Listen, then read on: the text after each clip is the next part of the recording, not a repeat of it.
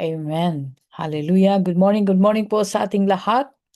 At wala pa po ating mga kasama. So, we just go on. Amen. Praise God. Nag-enjoy ba kayo sa music? Ako din nag-enjoy din ako sa music. I've been playing all day. Hindi ako masyadong bias. Amen. Hallelujah. Let us pray.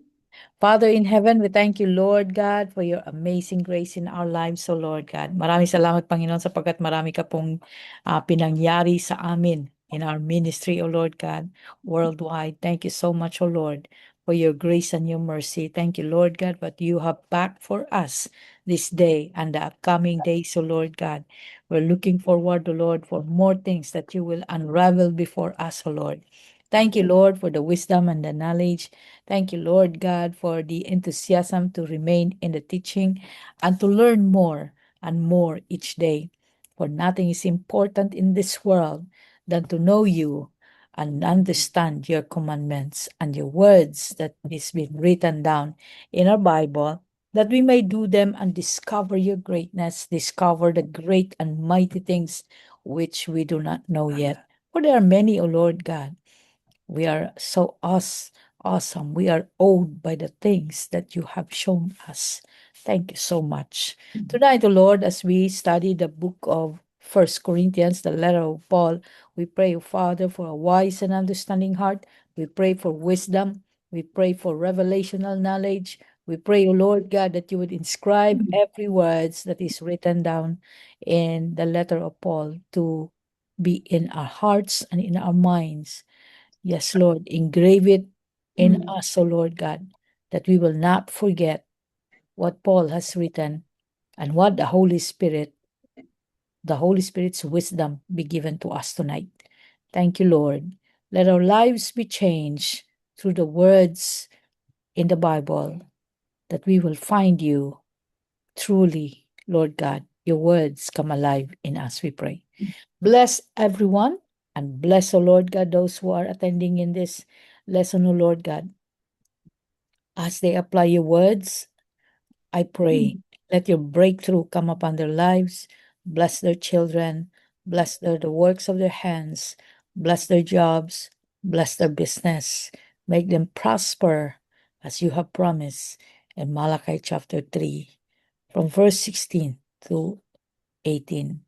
Thank you, Lord God, for those promises that you have for us written down in our Bible, we pray. In Jesus Christ's name, amen. Amen. Hallelujah. Magandang umaga po sa ating lahat. Ay tunay nga po talaga, no? Na nakaka-amaze ang Lord sa mga ginagawa niya sa atin. Habang tayo ay nag-aaral ng kanyang mga salita at inuunawa po natin ito, ay we have a chance to apply. At sa ating pag-apply nga po ay maraming mga surprises along the way ang Panginoon. Nangako po talaga siya sa atin sa kanyang mga salita na blessing will come upon us as we obeyed, and we have experienced that blessing. Dito sa Life Change, we do have experienced that. At sigurado akong sa mga lahat ng mga nag-apply ng kanyang mga salita, na-experience niyo po ang kanyang blessing. At salamat sa Panginoon sa madalas ko pong sinasabi, hindi naman talaga ako yun. Kaya I did nothing. To be honest, I did nothing. So, it is just God in His right time, and He opened His treasuries, and it just shocked us. Wow. Thank you, Lord. Amen. Sa totoo lang po, mahirap pong gumawa ng songs that touches the heart of the people. Mahirap po. At for us to have 2 albums in 2 weeks' time, that's amazing. Amazing. Pero kanalunan kanta warga ka. Yes, and those songs in the albums that you have right now, I it's trending, and it just touches the heart of the people. So, yun po na God is surprising us in many, many ways. Thank you sa Lord. At syempre marami pa tayong gustong matanggap sa Panginoon. He's not done yet. sa ating lahat. Kaya obey-obey lang po tayo. I really encourage you until the last breath of my nostrils to obey. Obey the commandments of God and see what blessing He will leave when you obey. Amen. Glory to God. Ayan. Magandang umaga po at nandito po tayo sa katuruan ng chapter 9. Tapusin po natin ang chapter 9 today. Hindi ko muna i-introduce ang chapter 10. Bagamat nandyan na, wag muna. Kailangan muna unawain natin ang chapter 9. Maunawaan po natin. May tanong po ba kayo sa chapter 9? Yan. Sabi niya, ang bilis. Yes, mabilis po talaga ang Panginoon. When He gives songs, you just write it. Susulat mo lang kasi siya namang nagbigay ng songs. Para sa mga music writers, it takes them a lot of time to think about of the words. Kasi it's like writing a poem. No?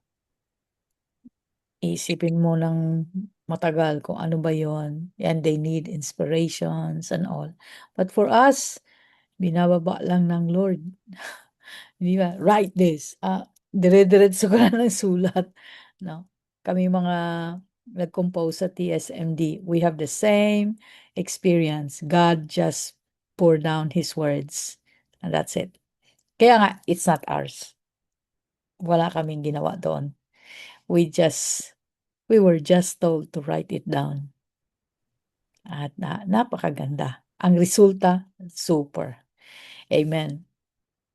At yes po, salamat sa inyong pagdalo. Ilan na ba kayo ngayon? Thank you, Lord. Oh, may 23 na. Yes. You are still interested with the Word of God. And I'm very much interested with the Word of God. Sa ngayon po, ang sabi po nga talaga, no, bali-balita na naman sa Facebook, no, na ang ating mundo ay bumibilis ng ikot. Sabi ko, nagmamadali na si Lord. Bumibilis ng ikot. By 2029, sabi na pipredict na po nila na mawawala na po yung second ng hand ng ating, di ba meron yung hour, minutes, at saka second, no? May second. Yung maliit na umiikot na mabilis. By 2029 daw, sabi nila, no? Mawawala na yon. Kasi sa sobrang bilis ng ikot ngayon, madidelete yung second. Puro minutes na lang, hindi mo na makakount yung seconds sa sobrang bilis. So, hindi mo na kailangan yung seconds. Madidetect pa naman, pero it's not that you needed it. Magugulo ka lang kasi yung bilis naman ng ikot ng relo mo. Praise God. Ayan. Ano yung epekto sa atin? Anong epekto niyan sa atin? Ang epekto niyan sa atin, magbabago po ang ating panahon. Shorter ang ating day. Parang ganon, shorter ang day at ang longer ang night. Parang ganon po yung prediction nila, shorter ang day, longer ang night. Mas mahaba daw ang gabi. Mahaba yung pahinga. Di ba? Gusto niyo ba ng mahabang pahinga? Ito na yung sinasabi ni Jesus, are they not 12 hours in the day? So, doon sa 12 hours na yon, ay kailangan po nating magtrabaho. Sabi niya, work while there is a day. When the night comes, no one can do the work. Hala! So kung bibilis yung clock, yung relo, si shorten yung araw, hindi mo na magagawa sa gabi yung trabaho. Kasi wala nang liwanag. Mahirap magtrabaho sa gabi. Pero sa Middle East, nagba-Bible study kami ng gabi hanggang 3:00 ng madaling araw. In my time, we do that. No, hanggang 3:00 ng madaling araw ang aming Bible study. In my time, pagka Ramadan, yung fasting ng mga Muslim, 1 linggo po 'yon, ay 1 buwan po 'yon. ay nandun po kaming lahat, lalo na pag weekend, nag-o-overnight po kami sa Bahay Panambahan in prayer and worship. Sa panahon ko, no, we stay in that house of worship overnight. Wala kaming ginawa kundi mag-pray and teaching, pray, teaching, pray, then worship, worship, worship, teaching, pray, and we experience God. Kasi uhaw kaming lahat sa presensya ng Panginoon. Dito sa Pilipinas, hindi ko lang po maintindihan dito sa Pilipinas. We all have the time here in the Philippines. No? Walang restriction, pero nobody wants to go. Maraming dahilan, maraming gagawin, basta marami, pero walang time kay Lord. No, walang time kay Lord. Sa Middle East, at that time, from 2000, pumasok ko sa Middle East ng 2003, uhaw na uhaw ako. Kasi ang disyerto would lead you to find God. At least sa akin. No? At least sa akin. So, from 2005 hanggang 2016, I was so much into God. God, God, God, God sa lahat. Pero matindi din ang mga pinagdadaanan. So yun po, na hindi ko po alam sa Pilipinas, bakit we don't have that time. Pag kasi, alam mo si Bishop, sasabi na niya na, o sige, magkaroon tayo ng training. So, sabi nung church na inahanuan namin, tinuturuan namin, puro training, puro training. Ayaw nila ng training. Ayaw nila ng teaching. Anong gusto nila? Gusto nila banding. Banding tayo. Punta tayo na. Sabi ko, ay nako, if these people are like that, and until now, they don't know how to do church, iwanan na natin to. We go. Pero, yung pala kami ang iwanan nila. Kami pala sinipa nila. Umalis kayo dito! Okay, alis naman kami. Lord, sabi ni Lord, agree. Okay, I agree. We go. No? Alis kami. Then binigay sa amin ng marami. Japan, Hong Kong, Taiwan, Abu Dhabi, at online teaching. Oh, online teaching. Kayo, nagpagal kayo kahit na ano. Yun sila, ayaw nila ng ganito. Magtiis ka, ayaw nilang matuto, ayaw nilang ma-encounter si God. Gusto lang nila, banding-banding lang. Pagkat nagbanding na, away-away din. Yun ang gusto nila. But for us, there is no more time. We need to know who God is. Amen? Amen po ba? Hallelujah. Amen, amen. Amen po. Ayan, praise God. Hallelujah. Ay, praise the Lord. Ayan. Oh, totoo ba yan? Rev Mercy, totoo ba yan? Bakit daw? Tanungin mo sila, Rev Mercy, bakit sa'yo? Bakit hindi dumaan sa akin? Tanungin mo sila. Opo. Bakit? Kasi, Independent ka ba? Sabihin mo, independent ka ba? Hindi ka ba life change? Bakit sila hindi dumadaan sa akin?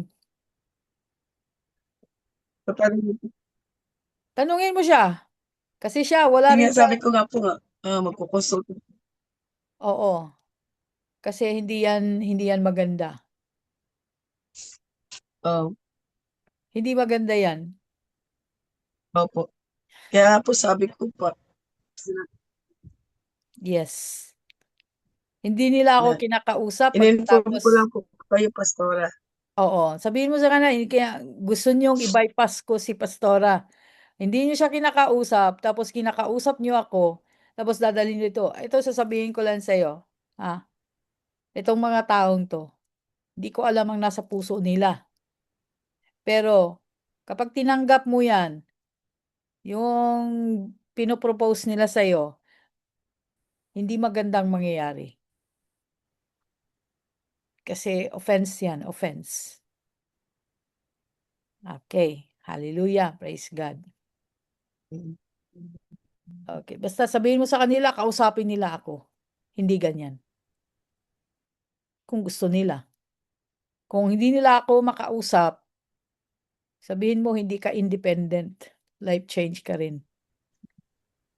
Pastora, hindi ko po narinig, naghang po ako. Pasensya na po. Naghang ka ba? Okay, sabi ko, kapag tinanggap mo yan na hindi nila ako kinakausap, offense yan. Opo, Pastora. Kasi In-inform ko lang po kasi nag-usap na po tayo niyan sa sabihin Hong mo sa Kong. kanila, hindi ka independent sa life change. Life change ka. Opo, So, dumaan sila sa akin. Hindi ko naman sila opo, pipigilan pero kailangan nila makipag-usap sa akin kasi meron silang offense, di ba? opo. Kaya yon. Hindi ko naman po, Pastora, Oo, magiging, nag-business lang po. maano yan, trap yan sa ministry mo. Don't Opo, accept an offense. Ano yan? Ano to sa Tagalog dyan? Yan ay kapighatian. Hindi naman natin, the Lord is supporting us. We don't need yung support na merong kasamang offense. We don't want the ministry to suffer. Ayun. Thank you for hindi po, telling me. Pastora. Thank you. Ayan. Praise God. Hallelujah. Amen. Opo, Salamat, salamat. Okay, so, ano yung sinasabi ko? Kapag kapag nagtuturo tayo ng ganito, no? And then people doesn't want to accept yung teachings natin. Gusto nila yung gustuhin nila. Ay mahirap po 'yun, disobedience po 'yun. Kasi kaya nga tayo nag-aaral para maunawaan natin, 'di ba? At mai-apply natin sa ministry. Mai-apply natin sa ministry. Kaya nandito po kayo. Maraming salamat sa inyong pagpaunlak na nandito kayo. Pero tandaan niyo sa inyong ministry, people can always do what they want and they claim na God is with them. Pag hindi ka na nagbi-breakthrough sa iyong daily needs, hindi ka na binibigyan ng una-una kasing putulin ng Panginoon kapagka hindi ka na kalulugod-lugod sa mga ginagawa mo, hindi na natutuwa si Lord sa mga ginagawa mo. Unang putulin ng Lord is provision, no? The provision of bread, water, and your protection. Yun ang unang-unang putulin ng Lord. You will struggle. So, ayaw natin ng ganyan. Kaya, kailangan natin, alamin natin ang kanyang mga sinasabi, and then apply in our lives, apply in our ministry. Kasi pagka hindi po, struggle po talaga, kawawa lang. Yung ministry na sumipa sa amin, hanggang ngayon, hindi po sila lumago. No? Hindi po talaga sila lumago. Kasi hindi naman kami ang tinanggihan nila eh. It is the word. They don't want the word. Gusto nila banding. Ayaw nila ng training. Ayaw nila ng ganitong teaching. Pagka ganun na po tayo, mawawala po sa ating lahat. At kapag wala ang obedience mo sa Word of God, kahit anong bigay mo ng support dito sa life change, sabihin ko sa'yo, pag nalaman kong hindi ka nag-o-obey, tigil mo yan. Kasi hindi rin tinatanggap ng Lord. Obedience is important para mag-breakthrough ka, kapatid. Amen? Kaya, yes, salamat sa pagpapagal nyo. Amen. Glory to God. This has been our lives ni Bishop. We have seen such great miracles sa buhay namin. There's nothing important but obey the Word of God. Amen. Kasi serious accountability to. Nasa Mark 3:16 to verse 18.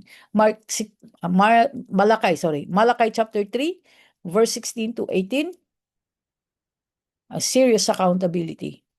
Pag nagtuturo ka ng Word of God, kailangan pag nagtuturo ka, siguradong yung tinuturo mo tama at ang pangalan nyo na isulat na sa manifesto ng Panginoon. no? How do you know? Sinabi na natin yun sa Taste and See. How do you know na ang presence ng Lord sa inyo, nasa inyo? Sinasagot na yung panalangin mo.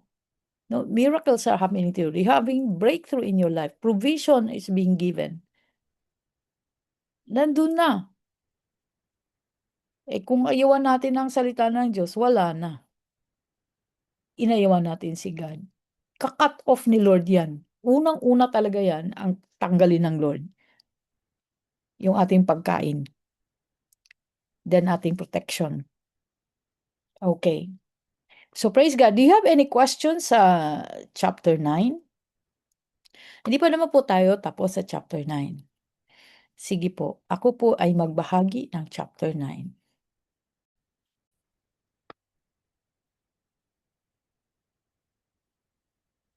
Hallelujah.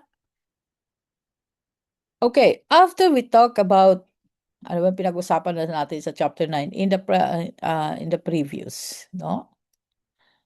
Yung rights ni Paul, 'di ba? Yung rights ni Paul. Okay. Tama ba 'to?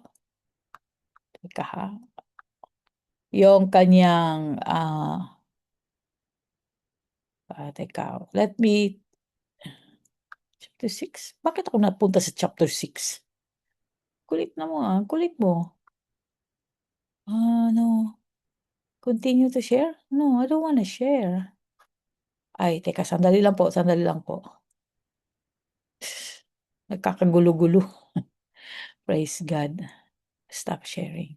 Okay.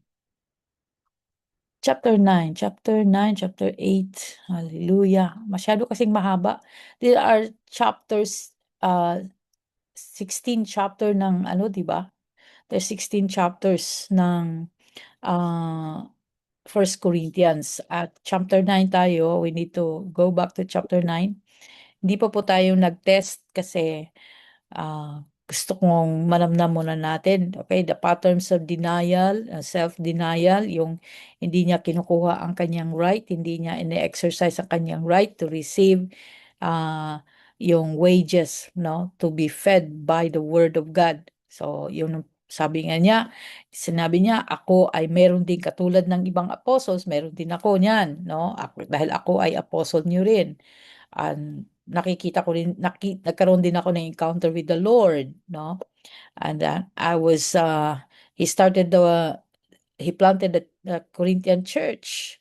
At ang apostleship ni Paul ay, ang simbolo niyan ay ang church ng Corinth, no? Yan. Tapos sabi niya sa mga bumabati ko sa kanya, ay worthy din siya sa wages according to the law of God. And he's also entitled to have a married life, to have a wife, to have a family, pero hindi niya pinili yun. Yan. Ayun. At sabi nga niya, bakit? Porque ba't wala kaming pamilya, ay kami na lang ni Barnabas ay puro na lang trabaho-trabaho. Wala ba kaming privileges na katulad din ng mga may asawa, no? So, lahat ng yan ay diniscuss ni Paul, but he was choosing the life na hindi na siya mag-demand. Kaya sabi niya na ayaw kong magiging burden sa church sa kanyang mga pangangailangan. So, anong ginawa niya? Nagtrabaho siya. So, we make our pattern sa ginawa ni Paul. Nagtrabaho siya to sustain ang kanyang pangangailangan. At although tumatanggap siya ng offering to bring it to other churches na nangangailangan financially. Kasi sa ngayon, marami na pong mga pastors that they are living mismo doon sa tithes and offering ng church. Wala namang masama doon kasi worthy naman basta nagtrabaho ka. Talagang worthy ka. Kung hindi ka nagtatrabaho, ay si Lord na ang bahala sa iyo diyan, no? Kahit meron din tayong the law of God concerning wages, no? Binigay po natin ng law kapag kayo po ay naagrabyado sa inyong mga sahod, pwede niyo po itong i-cite sa inyong prayer na, Lord, sinabi mo, and ipaglaban mo ang aking case. No, yan po, di ba? Napag-usapan na po natin yan. Ang mga batas, hindi po tayo magpipray ng wala sa batas. ang ibabalik natin sa prayer yung nasa batas. Huwag po tayong gumawa ng mga kwento-kwento sa harap ng Diyos sa ating panalangin na puro emosyon, wala naman sa batas.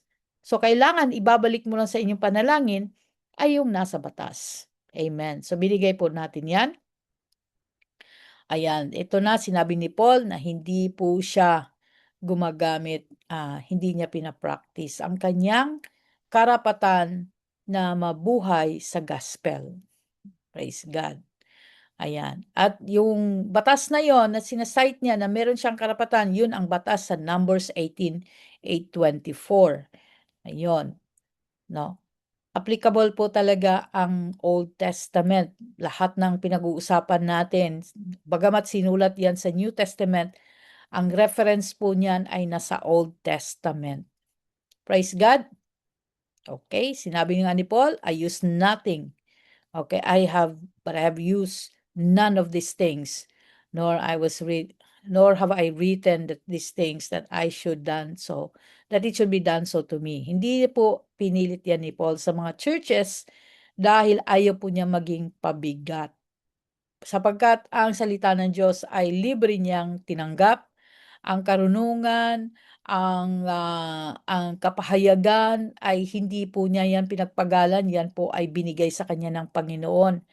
Ganun po mangyayari kapag tayo ay nanatili sa Panginoon. The more time that we spend in understanding, in seeking to understand, the more time na sasabihin na, Lord, gusto ko talaga maunawaan ang salita mo. And you read, and you ask, na, ano ibig sabihin nito?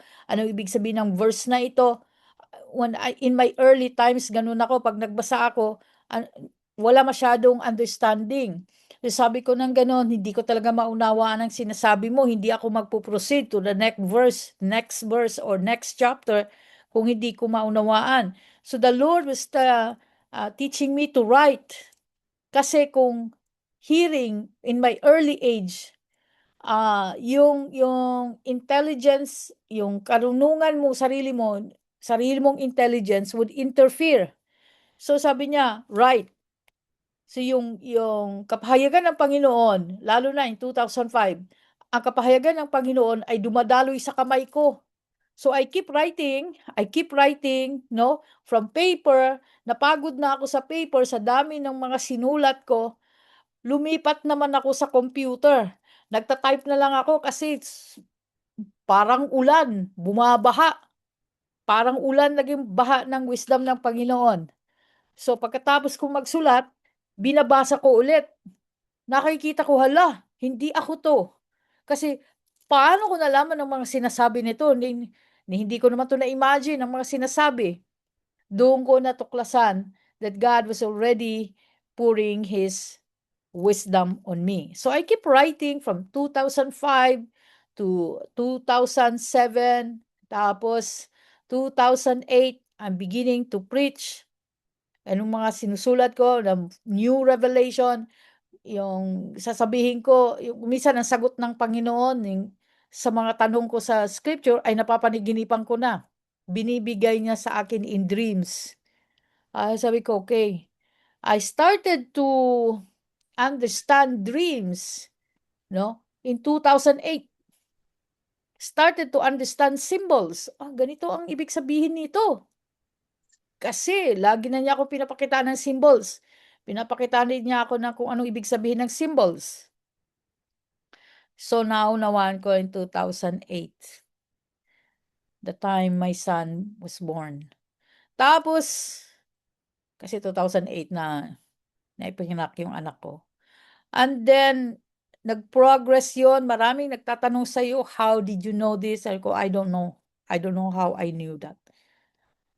Hindi ko masyadong sinasabi sa mga tao, I know the meaning of your dream. No.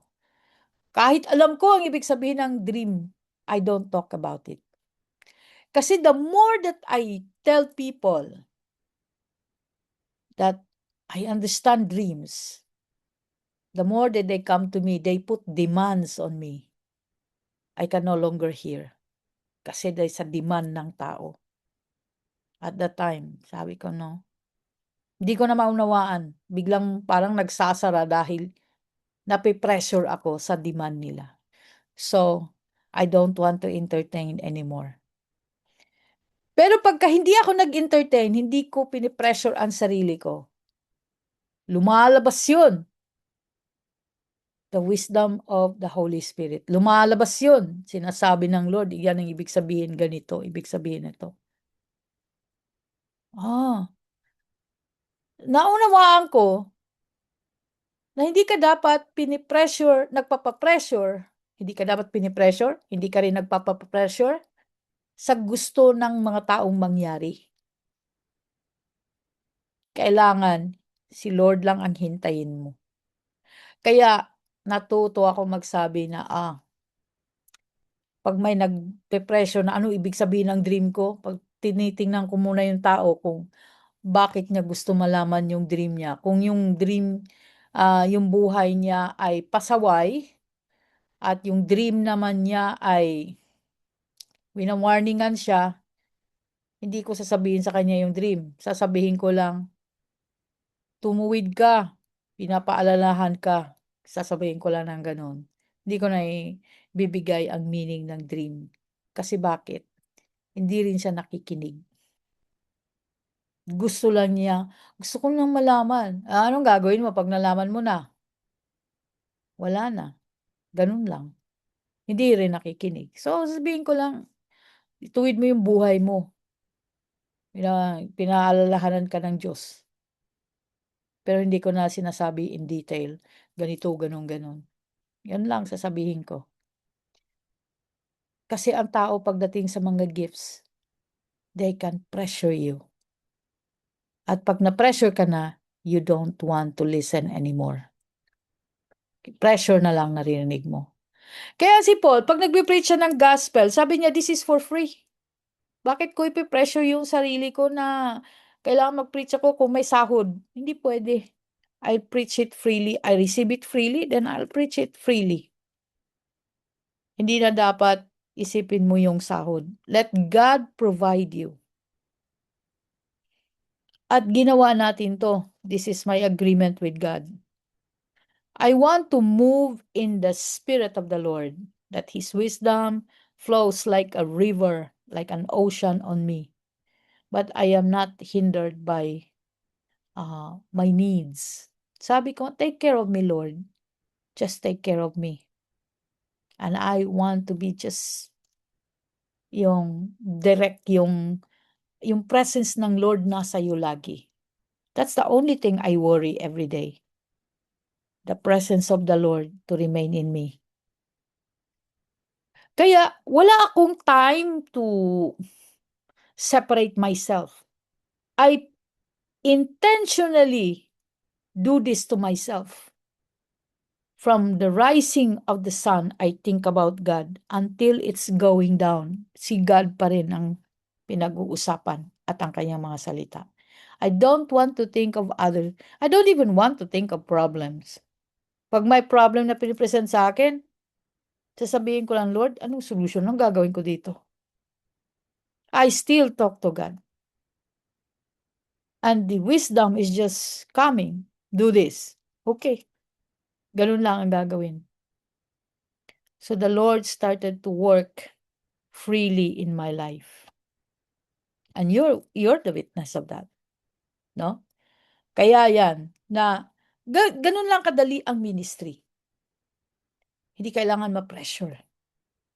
You just let God do the ministry. But be careful because the devil is prying on our obedience. He was just laying every traps na matisod tayo, na malaglag tayo sa ating kinaroroonan. Tulad niyan, no? Na merong masama ang loob sa atin, kung ano-anong sinasabi pagkatapos kakausapin si Rev Mercy for some things na pertaining to generosity, yung giving. Hindi pwede yun. Masisira ang ministry niyan. Because that is offense. That is the trap of the devil. Pag nalaman mo na ang isang tao ay merong sama ng loob sa'yo, this is Matthew chapter 5, by the way, and they're offering you their generosity, pero masama ang loob nila. Hindi yan katanggap-tanggap sa harap ng Lord. Ano ang prinsipyo diyan? Kailangan makipag-ayos ka, di ba? Leave your offering. Makipag-ayos ka. Agree with your adversary. Kasi kung hindi ka makipag-ayos at nagbigay ka ng offering, finorce mo yung offering na yan, anong mangyayari? The devil will accuse you. That's the principle. The devil will accuse you of having that offense in your heart and you are offering. Sinong tatanggap ng offering? Kaya alam ng Lord na meron kang offense. Diba? Sabihin na, wala namang offense kay Pastora Mercy. Iba ba si Pastora Mercy sa akin? She is life change. I am life change. I am head of life change. Hindi Opo. kami iba. Diba? Opo. But they think that you are different. Because ganon ang trap ng enemy. To make you think, pwede kasi hindi ka naman si Pastora Tess. Yan ang trap ng enemy. Once you receive it, kapighatian, masisira lang ang ministry mo. You should be discerning in every way. Yung mga taong nagbibigay sa'yo. Be discerning. Yung mga taong may gustong gawing maganda, kaso lang may issue ang puso, hindi po pwede. Okay? The Lord does not accept that. Hallelujah. Praise God. Sabi ni Paul sa verse 18, what is my reward then? That when I preach the gospel, I may present the gospel of Christ without charge, that I may not abuse my authority in the gospel. Okay. Kaya pag nag-preach tayo, we preach it with all of our heart, walang hindrance. Pag may ministry ka, gusto mong mangyari ang kalooban ng Lord, huwag kang magpatisod sa problems in the ministry. Hindi. Kaya bawal ang emosyon. Hindi mo magagawa ang tama dahil tisod na tisod ka na sa problema sa ministry. Let God be God. Let God take control of that. Problema ni Lord yun. Hindi ko problema yun. Pag may problema ang life change, sabi ko, problema ni Lord yan. Ang problem ko, ano problem ko? Ang problem ko is to obey. That's it. To obey. Problema ko ba yun kung wala akong kakainin? Walang kakainin ng pamilya ko? Hindi ko problema yon. Problema ni Lord yun. Kasi siya ang provider, hindi ako. Para walang panggastos sa ministry. Hindi ko problema yon. Ang kontrata namin ng Lord is for me to obey. He's the one who bless, not me. He's the blesser. Ang problema natin, iniisip natin, paano kung mag-obey kung wala akong nakikitang provision? Mali. The wisdom is, nakasulat na lahat ng blessing. Nakasulat na rin lahat ng curses. Ang utos sa'yo is to obey carefully. Yun lang. Mahirap ba yun? Kasi ang iniisip natin, pag nag-obey ako, dapat din gagawin ko rin yung provision. Hindi mo trabaho ang provision. Trabaho ni Lord yun. Ang sa'yo, to execute His commandments. Yun ang trabaho mo. That's ministry. Do what God tells you to do. Ayan. Ayun, meron tayong bagong MD, sabi ko. Sabi niya, tatanong siya sa akin, si MD, mga bagay-bagay na dapat gawin. Sabi ko, do whatever God's wisdom that He has given on you. Do it. Pagka ginawa mo yan, ibig sabihin yan, binigyan mo siya ng free hand to do yung accountability niya. Hindi mo siya pipigilan. Kung yan ang wisdom ng Lord sa kanya, ano sasabihin mo? Ay, wag yan. Kasi, hindi. Let him be accountable to what God has revealed to him. So, ganun din tayong lahat.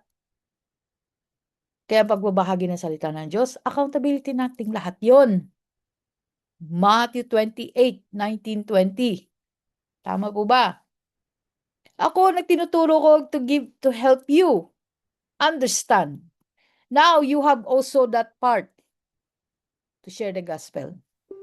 Hindi ko lang trabaho yon, pati ikaw. Diba? Pati ikaw. Kaya, ito lang ang sasabihin ko sa inyo. Pagkatapos ng teaching, ilang teaching na kayo na alam, begin to apply it to self. Ikaw, apply. Apply sarili mo. Pag in-apply mo na sa sarili mo, magkakaroon ka ng pagbabago. You wanted to share it to others. Don't share it to others without applying to yourself.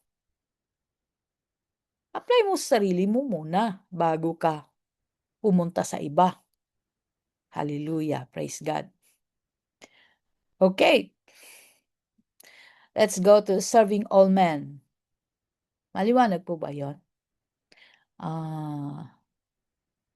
Ay ganon. Sila ba? Amen. Silang dalawa?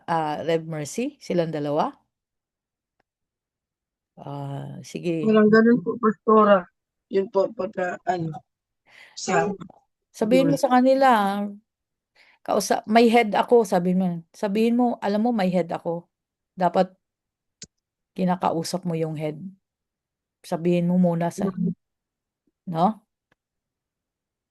sabi ko po, ipaparating ko po sa inyo. Yung po Tama. sinabi. Mahilig kasi yung mga yan ng pasa-pasa. Yan. At sabihin mo rin sa kanya mismo, makipag-ayos ka. Hindi itong dinidiretso mo sa akin, hindi ka nakipag-ayos doon sa kanya. Baka masanay. Okay. Thank you, Lord. Serving all men. For though I am free from all men. Ibig sabihin, wala siyang gapos. Hindi siya under religious law. Hindi siya under ng any other churches. Hindi siya nakagapos. He's free. He's free to preach. No? Wala siyang accountability sa ibang churches. He's free to plant a church, to preach the gospel. Sabi niya, I've made myself servant to all. Kahit free siya, because of the wisdom of God in him and the power of the Holy Spirit in him, sabi niya, nagpakumbaba ako.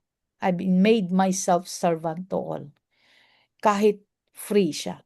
That I might win the more. Unto the Jews, I become a Jew, and I might win Jews.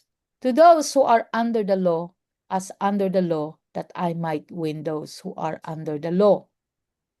Basahin natin to ng maayos. To those who are without the law, as without the law, not being without law toward God, but under the law towards Christ. Ito yung sinasabi ko. I did not ignore the law of God, but I obeyed the law of Christ. Si God at si Christ parehas lang. That I might win those who are without the law. To the weak I became weak, and that I might win the weak. I have become all things to all men, that I might by all means save some.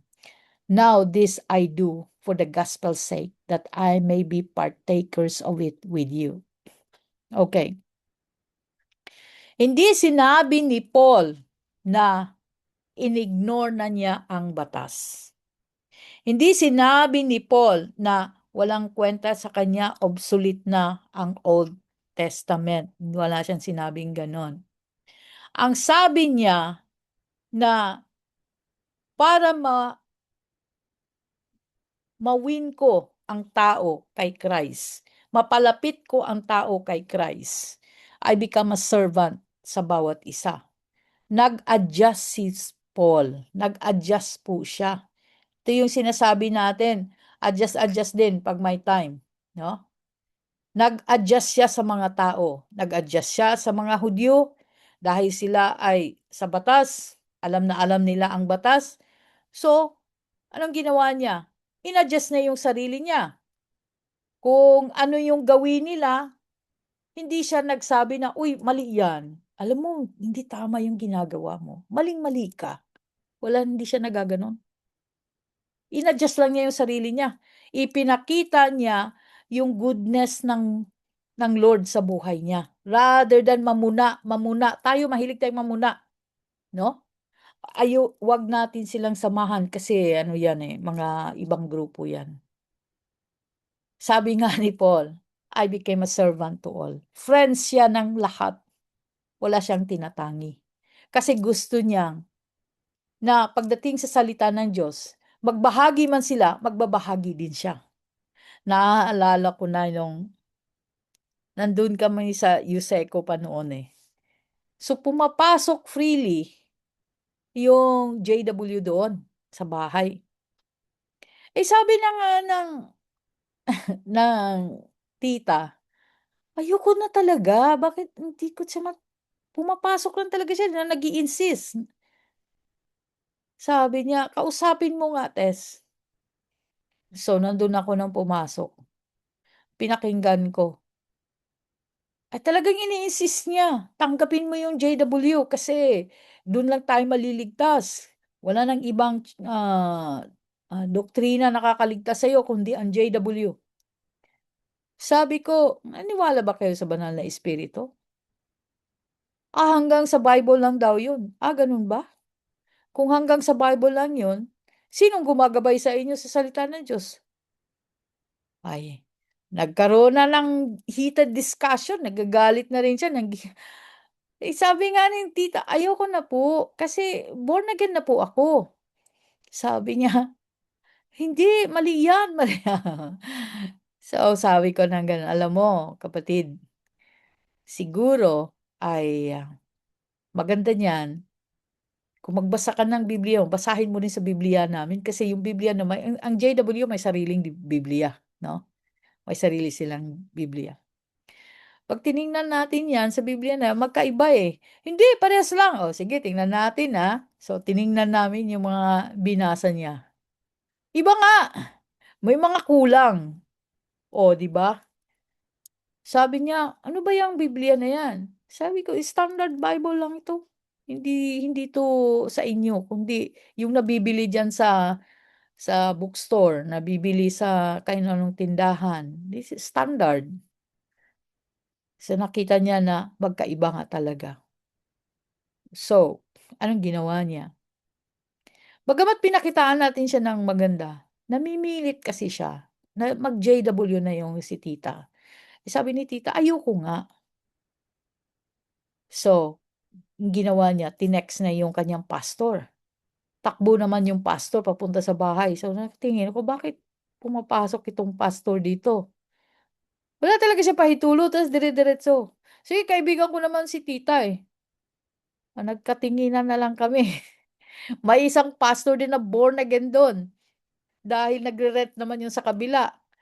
Napadaan siya. Nagkatinginan na tuloy, no? Yung mga tingin na, teka muna, ba't ka nandito? Dahil magkaiba na ng denominasyon pagkatapos nagkaroon na ng debate. Sabi ko nang gano'n, tigil na natin to, tigil natin kasi hindi maganda. At yun, hindi na sila bumalik after that. No? We should show the goodness of the Lord in us. Hindi tayo dapat nagdi-debate. Kaya sa mga ganyan, nilalabas mo, anong verse ba yan? Sige, titingnan ko sa Bible. Bakit iba? Yun lang mga tanong na ganon. Pero sa mga tanong na ganon, umiinit pala ang kanilang ulo. No? Kasi nagiging defensive sila. Bakit iba yung Bible mo? Sabi nga niya sa akin. Sabi ko, hindi. Nabibili ito sa mga bookstore. Sinabi ko pa, ito, Sondervan to Pinapakita ko sa kanya. Pero umiinit sila dahil hindi nga nila ma-defend yung bakit magkaiba. Isa lang naman. Problema diyan, maraming doktrina ang ipinaglalaban pero hindi yung kabuuang si Jesus. Si Paul hindi niya pinaglalaban yung anumang doktrina, iniisis lang niya si Jesus, sino si Jesus.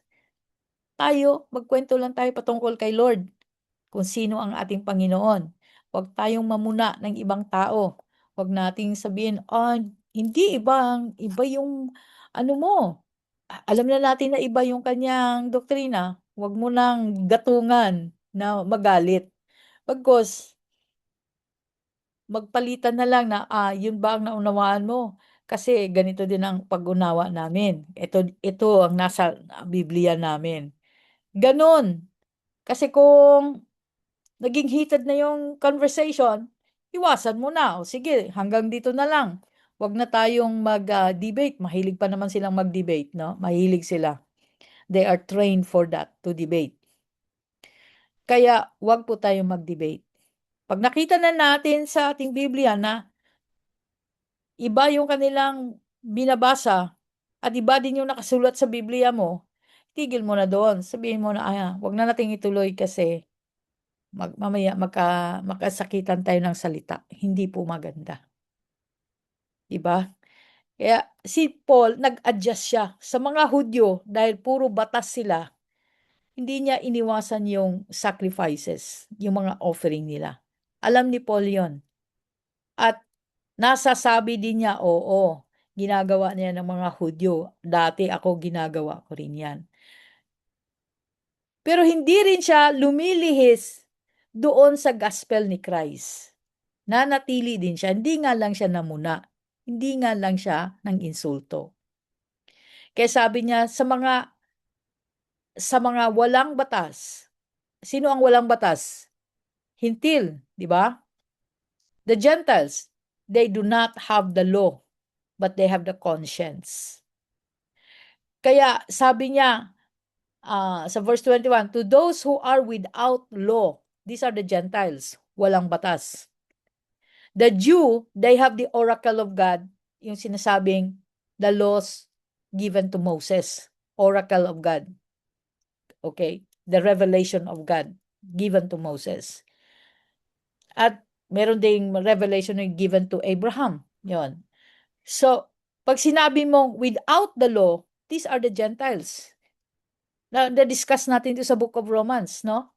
They are without the law, but their conscience tells them the right thing to do. Meron silang konsensya, ang mga hintil. Kaya sabi niya, as without the law, not being without the law towards God. Hindi yung wala silang law patungkol sa Diyos. Actually, they have their conscience. They know the right from wrong. Sinusunod nila yung kanilang conscience rather than religious practices. But under the law towards Christ, meron silang sinusunod na batas ni Kristo. Kaya sabi niya, hindi ko ino-ignore ang law ni God. I submitted to the law of Christ. Sa ibang translation yan. Ayan, praise God. That I might win those who are without law. Ang sinasabi niya dito, huwag kang malito. Pinag-usapan lang dito, Hintil at Hudyo. Okay? Hintil at Hudyo. At ang Hudyo, meron silang batas ng Diyos. Ang Hintil, yes, wala, hindi ibinaba yan sa Hintil. Sa Hudyo lamang yung batas ng Diyos. Pero, meron silang conscience. No? Napag-usapan na natin ito sa sa Book of Romans. Yung conscience nila ay para na ring batas ng Diyos dahil yun ang nagsasabi ng tama sa mali. Ayan. To the weak, I became weak as I might win the weak. Hindi siya ibig sabihin naging konsentidor. Yung may kahinaan ka, kinukonsinti niya, hindi. Ang ibig niya sabihin, Kung vegetarian ka, sasamahan ka niya as vegetarian. O sige, vegetarian tayo. Hindi siya kakain ng karne sa harap mo para matisod ka. Halimbawa, ay may mga tao sa churches na limited ang kanilang understanding at gusto nila na ang kasuotan ay dapat mahaba, dapat ganito. O di pag nag-appear ka, ang suot mo proper. Hindi yung i-challenge mo na libre naman ako, wala namang nag-ano sa akin. Hindi ganoon, mga kapatid. Karamihan ngayon, papasok ng church, naka-shorts. Di maganda naman yung shorts ko. Mahaba. Kes yung mahaba, maigsi. Shorts pa rin ang tawag dyan. Tama? At dahil naka-shorts ka, hindi mo na nirerespeto yung iba na naka-formal o naka-smart casual. Eh ngayon, smart, ang ganda naman ng damit ko Naka-spaghetti ka, naka-off-shoulder ka, naka-offend ka ng iba. Pwede ka magsuot niyan. Doon sa bahay mo, doon sa appropriate place. Pero in the place of worship, in the place of gathering, maraming taong na-offend sa mga ganyan. Yun ang sinasabi ni Paul. You will not become unoffensive towards sa mindset ng ibang tao. Hindi ka nang tisod. Kaya kung weak ang kanilang pananampalataya because they have this limitation kung paano dapat, then dress properly, act properly, na wala kang inaapakan na mga tao ayon sa kanilang paniniwala. Naunawaan niyo yung sinasabi ko? Hallelujah. Lahat kayo naunawaan niyo, ha? Kaya nga, sa loob ng church, kung mahilig ka naman mag-vape, pwede bang mag-vape sa loob ng church? Hindi, kasi church yun Ma-offend yung mga tao dun. Ba't ka nag-vape? Kasi hindi ko matiis. Ay, sana hindi ka na lang nandito. Tiisin mo yan, nasa church ka Kahit sabihin mo, wala naman ako hindi naman ako nag-vape sa loob, sa labas naman. Kahit na, nasa premises ka. Huwag tayong mangtisod, ang ibig niya sabihin. No? Huwag mangtisod. But rather, act properly. Sabi niya, I have become all things to all men. Hindi siya naging judgmental. Pinakisamahan niya ang lahat. But ang pakikisama ni Paul is proper. Hindi rin laban sa batas ng Diyos. Hindi rin.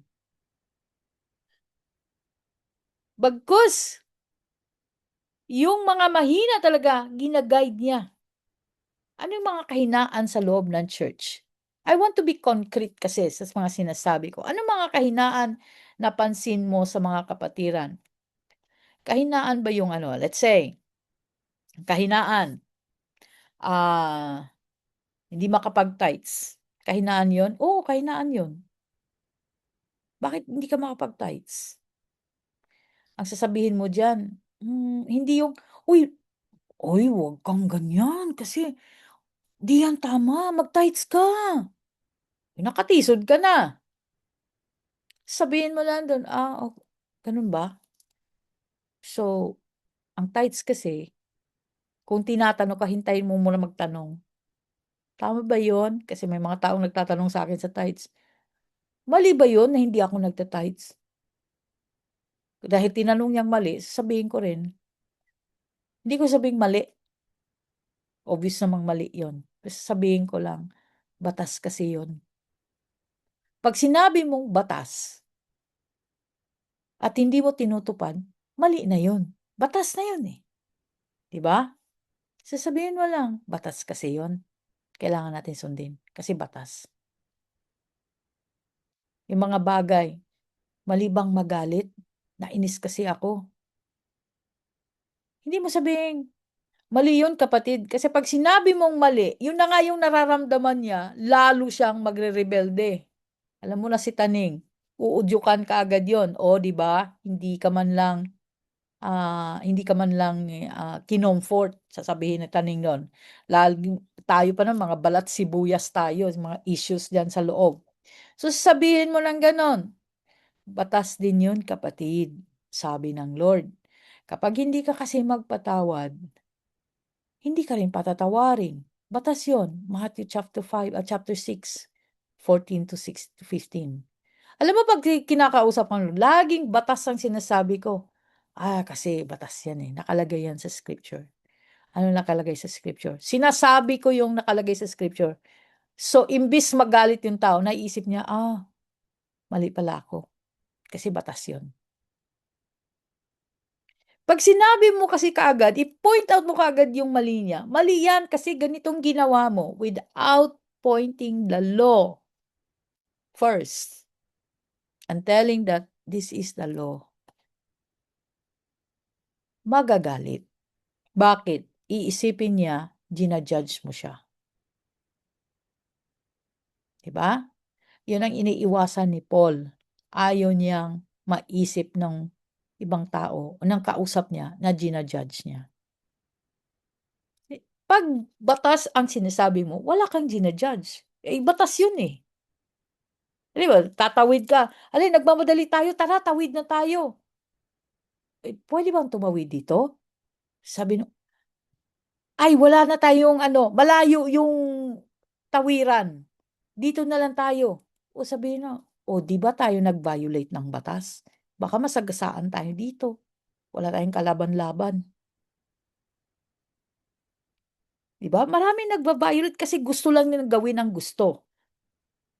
Kaya kami ni Bishop, pag tumatawid kami ng wala ang pedestrian lane, sabi ko, violators, violators. Lawless, lawless, lawless, lawless, hanggang makarating ko sa kabila. Sabi ni Bishop, oo nga, pero kailangan na, lawless ka pa rin, lawless, lawless, lawless. Pero sinasamahan ko siya. Pareho na kaming lawless. Hallelujah.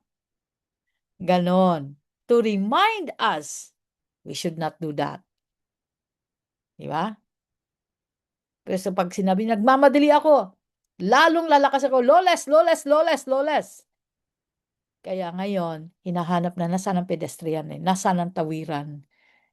Kasi malakas akong magsisigaw ng lawless, lawless. Hallelujah. Praise God. Ayan. Kapag maraming mga katisuran sa loob ng church.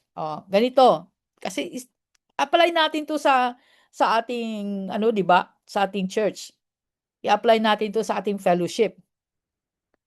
O meron kang reklamo, complain. Complain, okay. Paano ka magko-complain? Anong complain mo? Sabihin mo, hindi mo nagustuhan ang ginawa ni pastor. So, dahil nagko-complain ka, kanino ka nagko-complain? There should be the right person to complain with. Huwag kang mag-complain sa taong hindi niya alam ang issue. Mag-complain ka sa taong nakakaalam. Kasi kung hindi alam, anong mangyayari? Nag-complain ka doon sa hindi nakakaalam. Anong mangyayari? Chismis.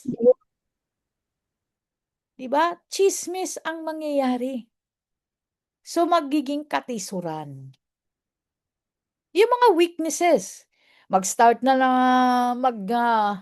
yaw-yaw si kapatid. Anong yaw-yaw? Hindi yon Yaw-yaw, masarap yun ay. Ano yon? Pag sinabi mo sa Bisaya, pag yaw-yaw, yung you are chattering. No? Marami ka na sinasabi. Pero sa Tagalog, ang yaw-yaw, ano yun yogurt. Hallelujah. Marami na sinasabi si kapatid. Tanungin mo, anong problema? Kasi ganito, ganun. Dahil punta tayo doon. Ano ang batas? Matthew 18:18. Harapin si kapatid. Diba? Harapin si kapatid. Sino ang kaaway mo? Kausapin. Para hindi ka magbasta kung kanino ka mag-complain ng walang kaalam-alam yung tao. Dito ka sa nakakaalam. Doon mismo sa concern. Sabihin mo, teka muna, parang hindi ko naunawaan yung nangyari. Bakit may ganito? Diba? For clarity only. Sabihin mo ng ganon, I'm not fighting. I just want clarity. Yun ang mga weaknesses sa atin na hindi natin binibigay ng linaw. We tend to ignore. Pero sabi ni Paul, I have become a servant to all. Dapat naging servant to all tayo. So, mga weaknesses ito na ini-ignore natin sa loob ng church, kaya nagkakagulo tayo. No? Maraming weaknesses sa loob ng church. You should know how to deal. Praise God. Know how to deal. Hindi yung i-insist natin, yung akala nating tama, pero nakatisod pala tayo. That's what Paul is saying. Kaya sabi niya, anong purpose? Why we are doing that? Anong purpose? That I might win the weak, sabi niya. I have become all things to all men. Napapakisamahan si Paul ng lahat kasi hindi siya judgmental. We should not be judgmental. In small things, in big things, we should not. Let people feel that they are accepted sa iyo. Hindi yung mararamdaman ng tao na parang others ka. No? Parang alien ka. Kasi ano ba naman tong kaisipan na ito? Parang ganun. Let's not make people feel that way. Let us make people feel welcome, understood. No? Naunawaan mo sila. Let them feel comfortable. Na hindi sila pag nagsalita sila, hindi sila ginajudge. Kasi mahilig tayo niyan. We have that culture sa loob ng church. Nagja-judge tayo. Kahit sa tingin na, hindi ko naman siya ginajudge, sinasabi ko lang ang totoo. Ay, ay, ay. The way you say things, bagamat totoo yung sinasabi mo, pero nanliit siya sa the way you said it, you have already judged. No? Dahil nanliit. Sikapin mo na magsalita ka na hindi nakakatisod. Kasi si Christ, he's also speaking truth. Pero hindi siya nang titisod. Yun lang mga natisod, yung ayaw tanggapin yung mga sinasabi niya. No? Yun lang. Dahil inggit na inggit sa kanya. O mayroon na maraming inggit sa atin. Sabi ko nga ay hayaan mo silang mamatay sa inggit. Bakit? Ayaw nilang tumuwid. O sige, ayaw mong tumuwid. O di, diyan ka sa inggit mo. Ang inggit pa naman, nakakapangit. No? Dahil nawawalan ka ng pahinga sa kakaisip. Hindi ka na nakakatulog. Oh, kaya huwag ka mainggit. Sabihin mo, I need lang aking beauty sleep. The Lord loves me. The Lord will provide. The Lord will give what I need. Huwag ka mainggit. Bawal ang inggit. Batas din yan. Bawal mainggit. Thou shall not covet. Di ba? Batas yan. Ayan. Sabi niya, now this I do for the gospel's sake, that I may be partakers of it with you. Totoo yun. Dahil meron tayong utos ng Panginoon to preach the gospel. Sa Matthew 28 verse 19 to 20, paano mo ngayon ito ipipreach? Natisod mo na. Nagalit na sa'yo. Ayaw ka ng pakinggan. Dito na nahihirapan ka na. You cannot communicate anymore. Bakit? Tisod na Hindi ka napakikinggan. Alam mo, gusto nating ibahagi ang salita ng Diyos sa ating pamilya. Pero yung pamilya natin masyadong pilosopo, kahit pamilya ko ganun Bakit? Ba't sila ganun? Kasi over familiarity. No? Sobrang familiar nila sa atin. They cannot take us seriously. They think we are weird. They think we are fanatics. No? Pero sa totoo lang, alam mo ang katotohanan. So what do you have to do? Para hindi ka rin malaglag sa kanilang sa trap ng demonyo na ginamit sila para ikaw ay masaktan ng iyong damdamin, masira ang relationship. All you have to do is live the Word of God. Live by the Word of God. Practice it without speaking. Show it the way you live. and people will become, witness of your goodness, witness that you have changed, witness that truly ang iyong Jesus ay totoo sa buhay mo. Yan ang ginawa ko sa mga kapatid ko. Nagugulat ako, sabi ko kay Bishop, bakit kaya ako tinatawag ng mga ito pagka may kailangan sila kay Lord? Pag kailangan nila ng miracle, tatawagin nila ako. Pag kailangan nila ng prayer, tatawagin nila ako. But they hated me for what I am. Sabi ni Bishop, because they cannot ignore the presence of God in you. They see it. Yung kapatid ko, na inaway niya ako ng inaway, no? Kailangan niyang mag-undergo ng major operation, bubuksan ang kanyang spinal bone. Lahat, mula sa neck, baba, hanggang sa tail. Binuksan lahat. At inayos yung kanyang spinal. On the day na siya ay nakaschedule, tinawagan akong bigla. At sabi, alam mo Tess, galing ako sa hospital. O, di ba? Kapag narinig mong galing hospital, masyasyak ka. Ha? Ano nangyari sa'yo? Ganun kaagad, pamilya to. Parang nakakagulat ka agad pagka hospital. Sabi ko, bakit? Ano nangyari sa'yo? Sabi niya, masakit kasi yung likod ko, hindi ko na kaya, hindi na ako makaupo. Sabi ng doktor, bubuksan yung likod ko. Nakausap na yun yung mga surgeon. Are you okay with that? Sabi niya, kailangan, pinakita na nila sa akin yung x-ray. Anong kailangan mo? Sabi niya sa akin, ipag-pray mo ako. Parang katapusan na niya. Sabi ko, huwag ka mag-alala. The Lord will make it successful. I will pray for you. So, pinag-pray. Major operation yon. 3 days lang, mga kapatid.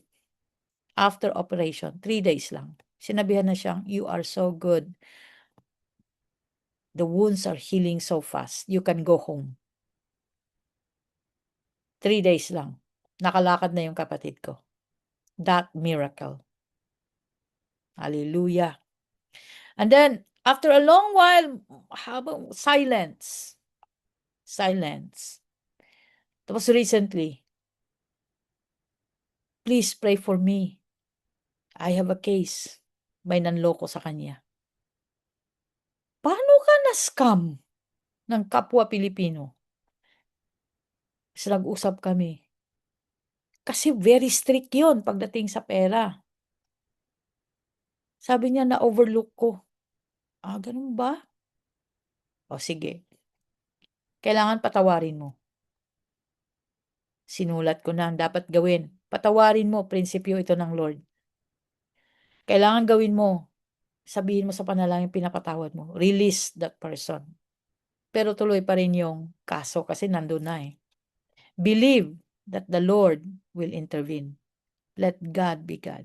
So, sinag-cite ako ng mga scripture. And then, I prayed. Last week, after 2 days ng kanyang case, hearing na niya, 2 days after, nag-message siya ulit sa akin. Sabi niya, thank you for the prayer. May verdict na.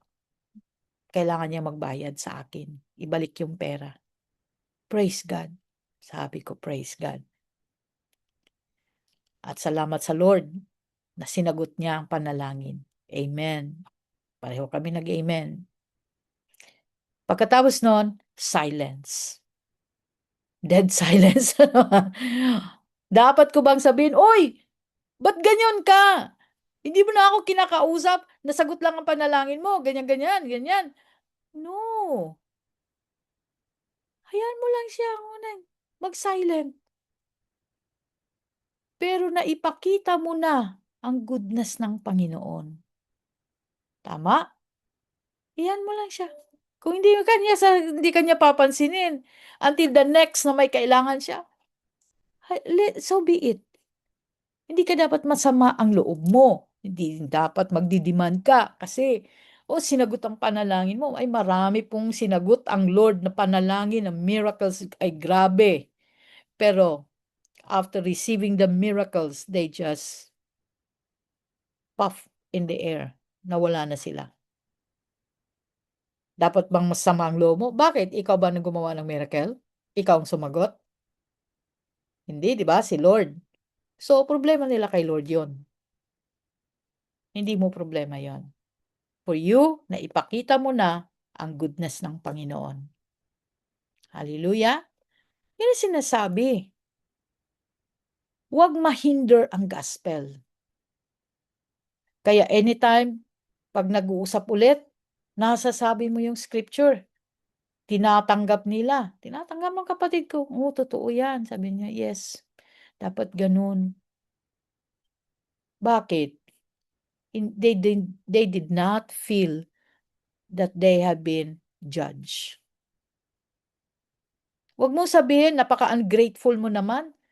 Sinagot lang panalangin mo, hindi mo na ako pinapansin. No. There will be time for them. We don't know kung nakapag-usap na sila kay Lord. In their silence, we don't know. So let the gospel not being hindered because of our personal preferences. Amen? So naunawaan to? Hallelujah. O, may nagtanong sa puso. Di ba yan pang-abuso? Narinig ko yung tanong niyo sa puso. Di ba yan pang-abuso? Hindi. Kung meron mang ganong kaisipan sa puso niya, hayaan mo na si Lord ang sumagot nun. Pero sa'yo, dapat hindi niya nakikita. Hayaan mong may umabuso sa'yo. The Lord will know and the Lord will answer it. Amen? Praise God. Paul assert that he is free to do anything, not under bondage of anyone. Walang nagsasabi kay Paul kung anong dapat gawin, anong hindi dapat gawin. But he also lived a life of strict discipline and not using his freedom as a cloak to do what he wants. Totoo yan.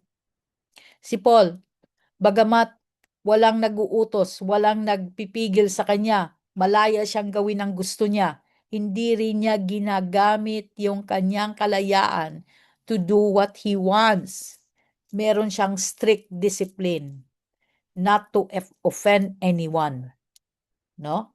Hindi yung porket leader ta ng church, pastor ta ng church, ay ini-impose natin ako ang pastor dito. O dapat ganito, dapat ganun. Kailangan kahit tayo'y mga pastor, kahit mga leaders o ano pa man ang tawag sa atin, we should show to the people that we are obeying the commandments of Christ. Yun ang pinakaunang gawin, na ikaw ay sumusunod. Eh, anong batas ng Lord? Love. So, magmahal ka. No? Ipakita mo sa mga tao that you just don't love, but you love the Lord with all of your heart. Buong kukote mo, iniisip mo ang Diyos. Mahal mo siya.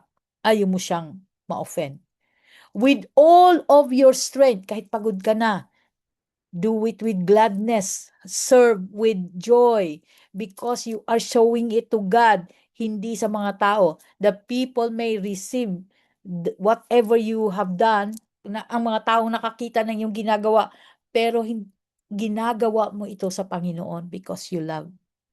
Kahit pagod ka na, gagawin mo. Kahit wala kang tulog, gagawin mo. You are still joyful. No? 3:00 na nga ako nakatulog. Hindi pa ako nakatulog actually. 3:00 gising pa ako. I cannot sleep. Bakit? God is speaking to me.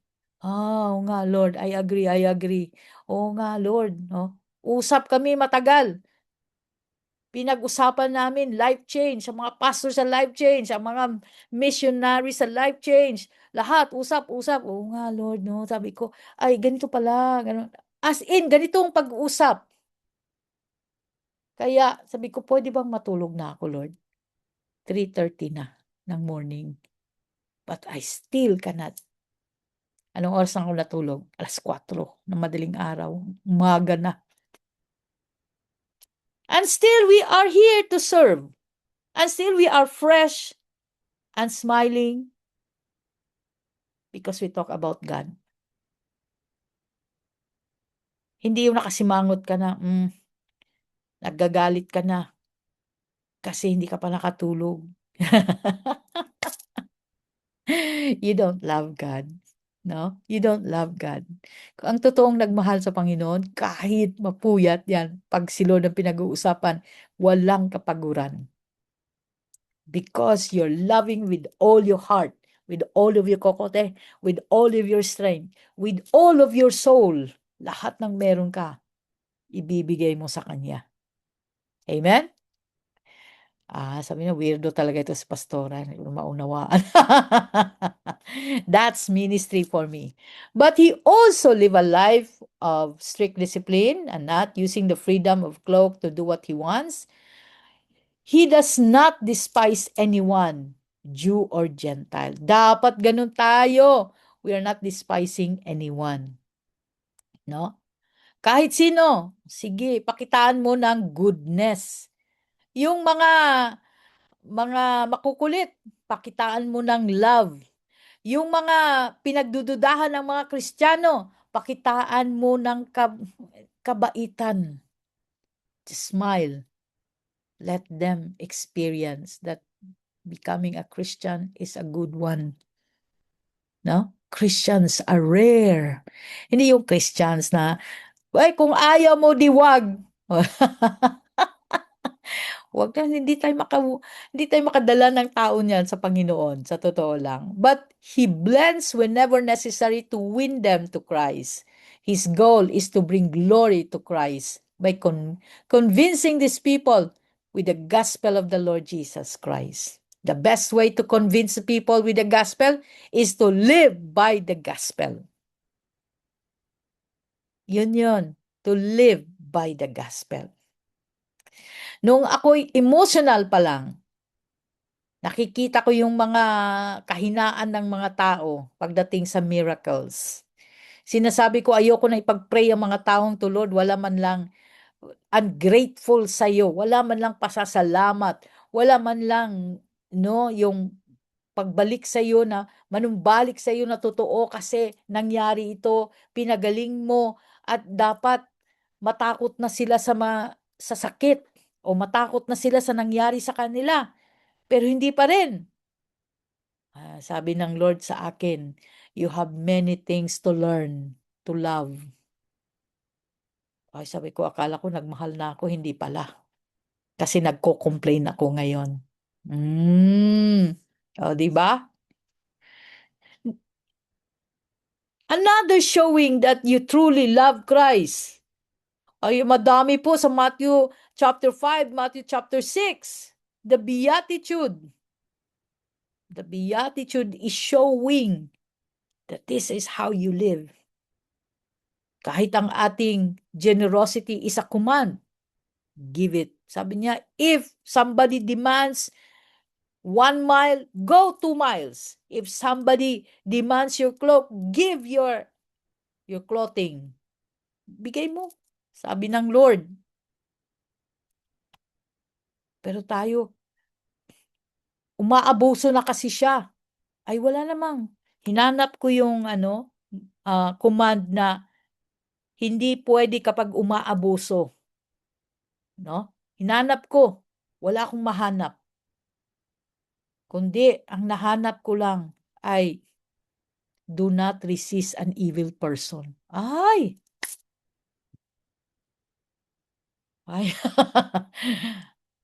Kailangan pala. Bigay mo lahat. Give to those who ask. Forgive those who offended you. Ang sakit naman yun. Utos. Dahil utos, gagawin mo.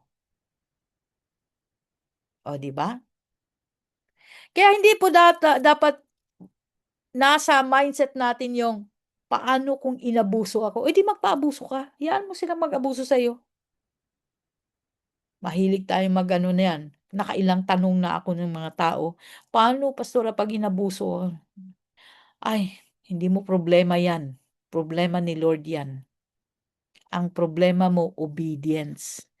Hindi yung nag-iisip ka kung anong gagawin mo. Ayan. Strategies of Paul convincing people with the gospel of Christ. Ito na mga strategies ni Paul. Find the common ground with people. Anong common ground yung? Anong yung pwedeng pag-usapan na alam niya at alam mo rin? Start with a joke. Di ba? Para ilusan naman yung mga tight na, ayokong kausapin, nahiya kasi ako, gano'n. To make them feel accepted. Find the common ground. Hallelujah. Hanggat may complaint po ba sa puso, ibig sabihin walang love, pastora. Hindi pa namuo ang love, lay. Hanggat nagko-complain ka sa puso, hindi pa nabuo ang love. Pangalawa, make them feel accepted. Don't make them feel others. Make them feel accepted. Gusto ko itong ginagawa ni Doña Flora. Pag pumunta ka sa bahay niya, to make you feel at home. Pinilulutuan ka niya kaagad. Kain! Pagkain, hi, yes. Wala pong makaresist sa kain. Tapos masarap magluto. Ay, ay, ay. Thank you, Lord. Ayan, yan si Don Enrique, masarap magluto. Pangatlo, avoid a know-it-all attitude. Alam ko na yan, alam ko yan.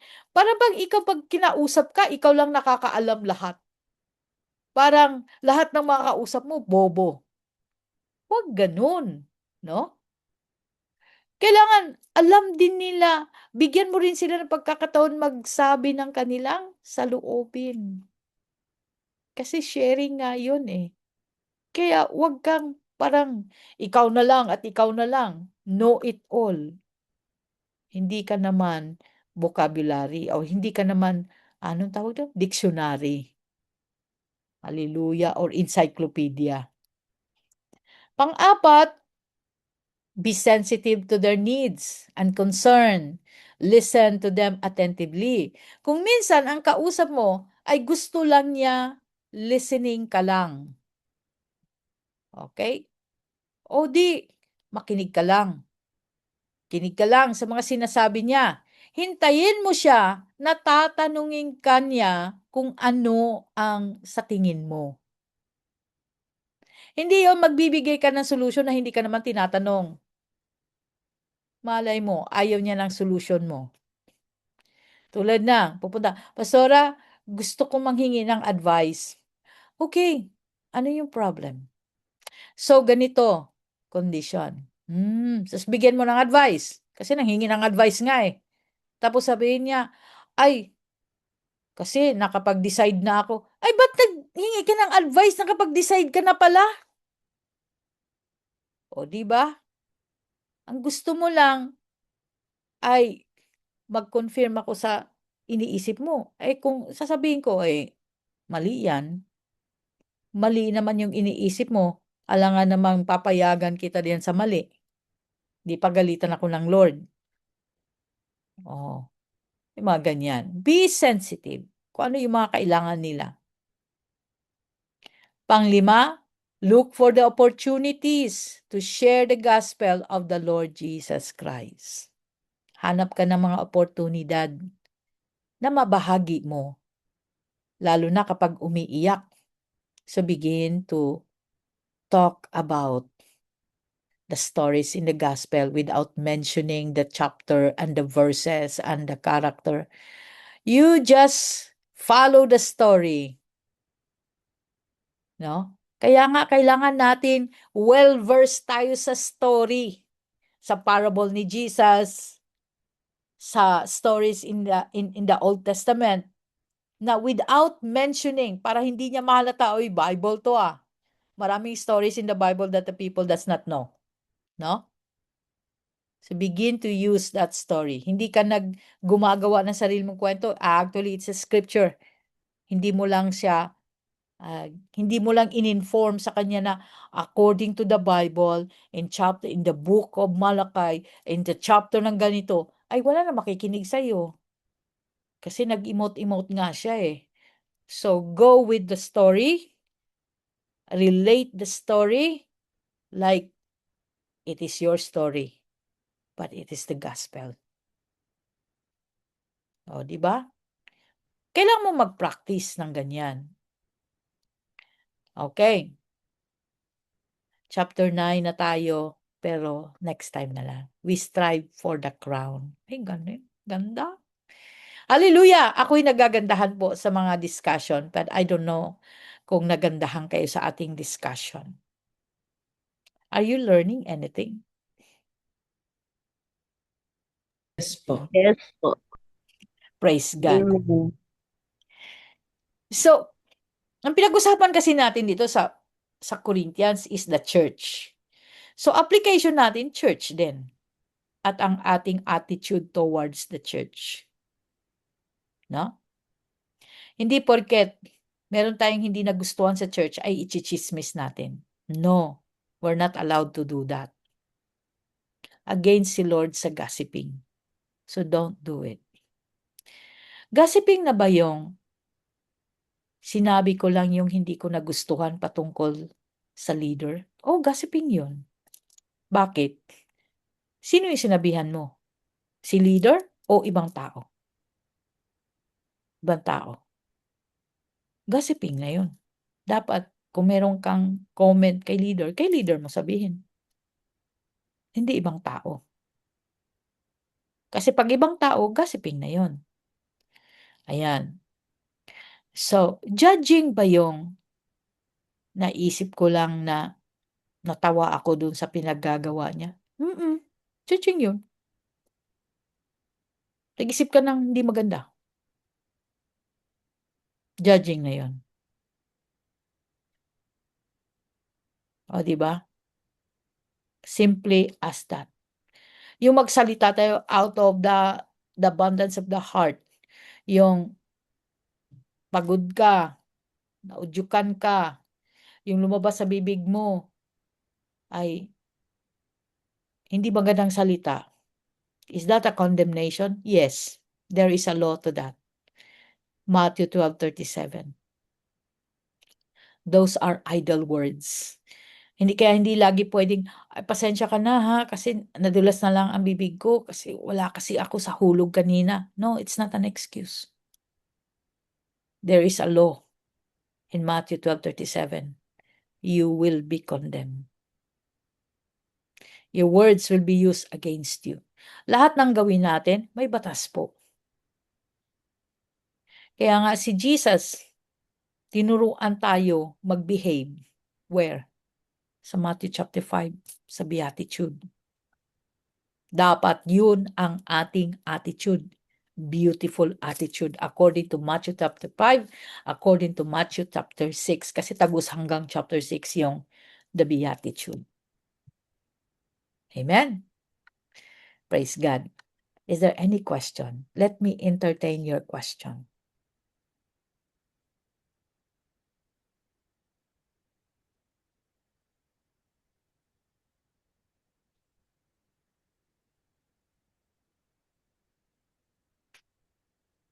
Ano nangyari? Walang tanong.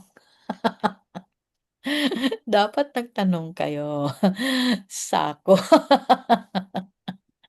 Pastora, Yes. yung sa ano po, kung, like kunyari po, kasi diba nabanggit niyo po yung sa clothing, Pastora.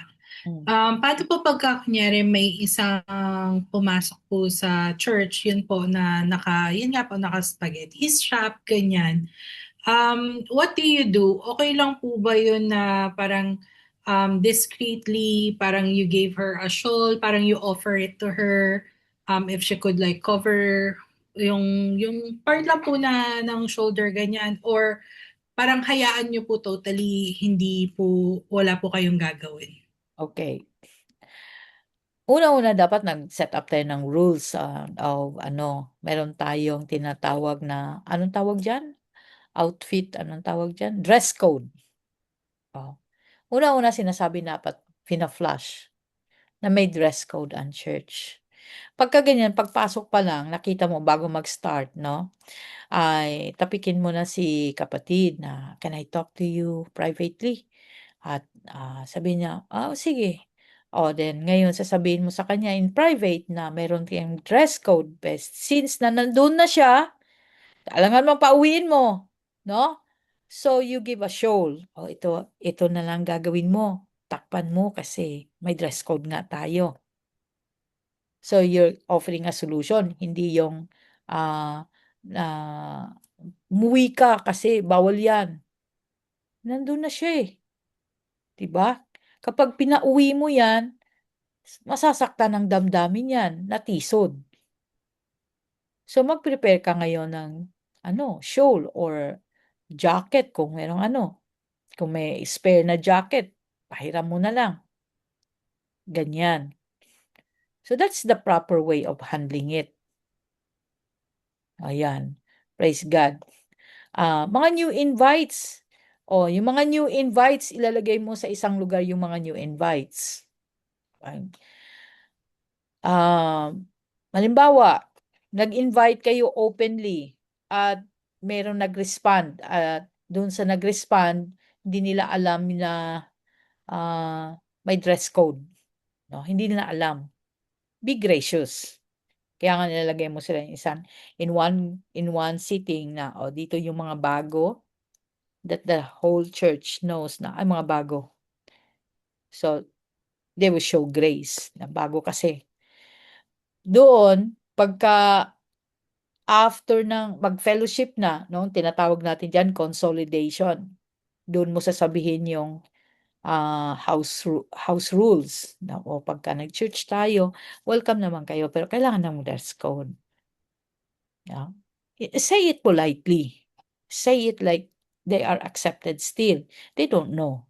Pero kung yung pasaway na talaga, ilang beses mo nasabi, matagal na diyan, ay bakit ganyan ang suot mo naman? Sabihin mo lang yan, like a mother. Ba't naman ganyan ang suot mo? Sobra. Sino ba dito ang pinasisiksikan mo? Sino yung may competition ba ng dito? Fashion? Oh. Kasi sabihin niya, ay gusto ko lang ng ganito. Gusto mo ba ng ganyan? Dahil meron tayong rules, okay? Maglagay ka rin ng takip. Pag umuwi ka na, saka mo na lang tanggalin yung shawl or whatever you have covered. Ganyan. Lalo na kapag merong man of God, tapos mayroong ministering.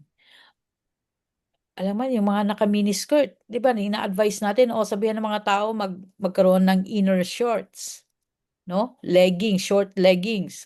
Kasi kapag natumba yan, ay hindi naman na-expose yung kanilang mga kinatago-tago. Hindi naman sila kawawa masyado na nahubaran na or something. Kaya ina-advise natin yan.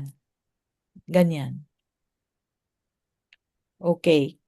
Anything else? Yung mga lalaki, mahilig mag-shorts ito sa Pilipinas kasi mainit daw. Alam mo, sabihin ang mga lalaki, bawal. Hindi ito mall. You can do that in the mall, but not here. Because the Lord does not want to see our flesh. To be honest, that's the point. The Lord doesn't want to see our nakedness. Para sa Kanya, it's unclean. Kaya wag natin gawin. Praise God. Anyone else? Apostle, judging ba yung tulad niyan kanina, umalis kasi kami ni Ricky. May nakita kasi kaming yung Indiana na naka-legging siya na white. Tapos alam mo naman yung suot ng Indiana, ang haba ng slit. So ang lakas ng ng hangin. Sabi ko kay Ricky, sabi ko ano ba yung papa, ang damit nila, nag-leggings na nga. Tapos ang haba pa ng slit. Di pag lumipad yung hangin, labas pa rin, kita pa rin yung puwet. Sabi niya, judging ba yun, Apostle? Tapos, pauwi na kami ni Ricky, may nakita naman kaming Uganda siguro to. Uganda siya. Ang niya, yung buhok niya, alam mo na yung mga Uganda, di ba, Papa? Tapos parang spike yung buhok niya. Sabi ko kay Ricky, papatingnan mo yung buhok niya, parang ano ba yan? Parang spike naman yung buhok. Judging ba yung tapos? Oo, judging yun. Siyempre, judging na yun, design niya yun eh, hairdress na yun eh. Pero yung ano, yung nakita na ang puwet, kasalanan niya yun, in-expose na yung sarili niya. Ano ba yan? Di ba? Kasi alam mo naman yung mga damit nila, di ba, Apostle? Oo. Leggings nga sila, pero ang mga suot nila kasi mga whites, black, pero pag white kasi, pag lipad, kanina kasi mahangin. Mm. So, pag ano niya, lipad, tumaas yung damit. Sabi ko, ano ba yung Papa? Naghaba nga siya. Tapos, nakita naman yung puwet. Nagtawanan kami ni Ricky sa sasakyan. Ano, natisod ka, ikaw ang natisod.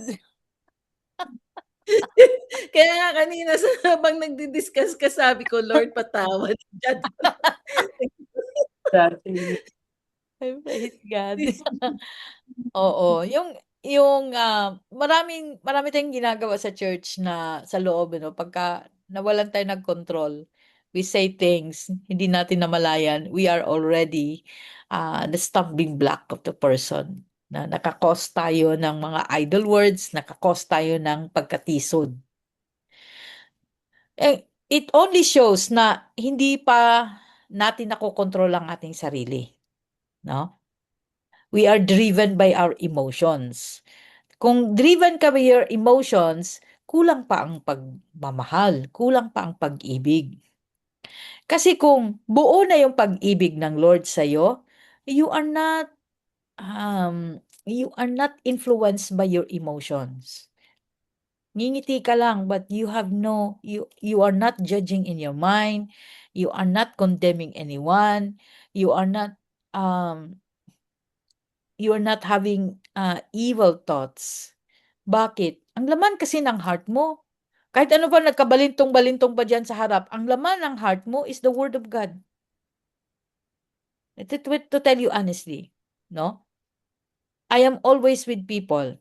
Pero ang laman ng heart ko, nasa puso ko, is always the command of God. It is written down in my mind. Kahit matulog ako, nakikita ko yung utos niya. And the more na bumalik ulit tayo sa pagbabasa ng Old Testament, no, binaybay ulit natin kasi ng devotion tayo ng whole year. Sabi ko, uy, nakalimutan ko to, kailangan kasama to sa listahan, kasama to, alalahanin. At kaya nga na-summarize ko pagkatapos ng 5 books of Moses. Bakit natin pinahihirapan ang ating sarili? When God only wants from us is to carefully obey His commands. That's all. Yun lang. Hindi ko alam kung bakit we were so deceived by the devil. Na makipag-away pa tayo, makipagtalo pa tayo kay Lord, wala naman mananalo saan. Hindi tayo mananalo kay Lord. Kasi ang kanyang batas, nakasulat na for the blessing kapag nag-obey ka, and cursed pag nag-disobey ka. So dito ka na sa blessing. Dito ka pag sa blessing ka, pag nag-obey ka, wala kang gagawin, no? Yun lang trabaho mo, obey. Even Jesus is saying that in John 6. Sabi niya, there's only one work, John 6:29. There's only one work that God requires of you. Ano yun? To believe. To believe in the Son of God. To believe in the one whom God sent. Sabi ni Jesus, if you believe in me, you also do my commandments and do whatever I tell you to do. So, balik ka. Obedience. Yun lang ang gagawin mo. Yun lang ang trabaho mo. Obey. Mahirap ba yun? Hindi mahirap. Hindi po mahirap. Sa totoo lang. Praise God. Ayan. Is there did I make sense to all of you? Oo. Kasi napapansin ko sa ngayon, marami kayong reklamo sa inyong mga leaders, reklamo sa church, reklamo paano pinatakbo ang iyong church, ang daming reklamo. no? Pag we start complaining, we are no longer following the commandments of God. Totoo yun, when you start complaining. Kasi you see the other people's mistake, but you don't see your own mistake. Ganun yung complain. Sabi ko nga, kung walang maghuhugas, ako ang maghuhugas. Dito sa bahay na ito, ako nang nag-uutos, ako din ang gagawa. Kung wala si Delna. Buti na lang nandyan si Delna. Pag may ginawa ako, sabi na, akin na, pastora. Pero yung dalawa kong boys, ako na nag-utos, ako pa ang gagawa. Sabihin ko na, ako na. Oh, si mami na pala, si mami na. Ay. Kaya gusto kong mapalo sila eh. Kasi kailan kaya papunta si Delna? Ay. Same. Oo. Wag sumama ang loob mo. Ako na naman. Kung noon sinasabi ko sa asawa ko, asawa mo ako, hindi mo ako nanay.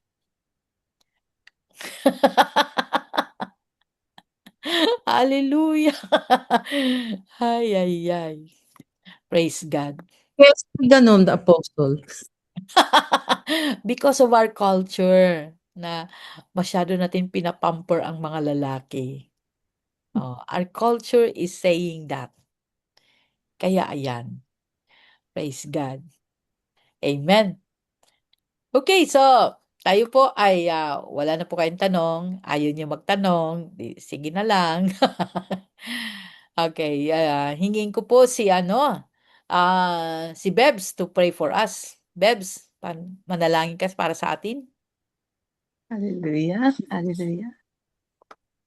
So thank you, Father God in heaven, our sovereign God, the God Almighty, the God most powerful one. Lord, napakabuti mo. Tunay, Panginoon, na naranasan namin ang iyong pag-ibig at kapangyarihan ng iyong salita, Panginoon, na patuloy naming nararanasan sa aming buhay. Maraming salamat muli, Panginoon, sa gabing ito, Lord, sa muling pagbabahagi ng aming buting Pastora Tess, sa iyong mga salita, sa iyong mga bagay na nais mong bigyan kami, Lord, ng karagdagang kaalaman at mabuksan, Lord, patuloy ang aming kaalaman at pangunawa sa iyong salita, O God. Na tunay nagliliwanag, Panginoon, ang kapangyarihan ng iyong salita sa aming buhay, Panginoon. Maraming salamat. Patuloy mo sila, Lord, pakaingatan at patuloy mo, Lord, yung abundant blessing sa kanilang buhay at sa mapayapa at maayos na kalagayan sa kanilang kalusugan, O God. Sa kanila Bishop Peace, maging kay Brother Judah, Father God. At patuloy mo silang gamitin, Panginoon, sa iyong ministeryo, Panginoon, upang marami pang maabot, Panginoon, na patuloy maibahagi mo nila, Panginoon, ang iyong utos, ang iyong salita, Panginoon, lalong-lalo na yung pag-ibig, Panginoon, O God, na patuloy na maranasan, Panginoon, ang sangkatauhan, Panginoon.